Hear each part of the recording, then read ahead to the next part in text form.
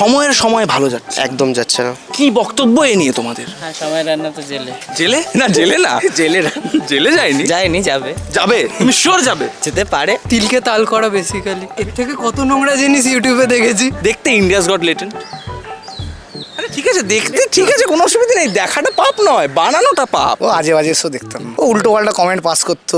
তোমাকে কি দেখে মজা লাগতো? লাগতো বলে দেখতাম তো। আমার তো ভাই পার্সোনালি খুব ভালো লাগতো, আর কমেডি করেছে, যেটা করেছে মানুষের ভালো লেগেছে।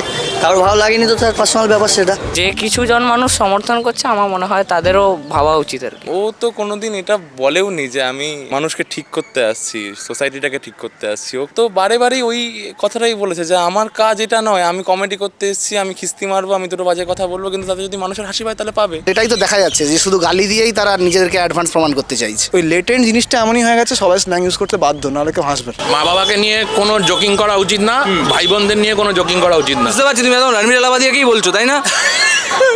আমি কাউকে বলছি না, এটা আমার বাবা মায়ের শিক্ষা, চেষ্টা করি মেনটেন করার। হ্যাঁ, ঠিক আছে, রণবীর এলাহাবাদিয়ার ব্যাপারে বলতে পারো, ও কোনো নেতা মন্ত্রী নাই যে তোমাকে এসে তারপর বলবে এই যাদবপুরে সিঙ্গারা খেতে খেতে তুই আমার নামে কি বলেছিস, তোকে জেলে ভরবো। ও পড়বে না।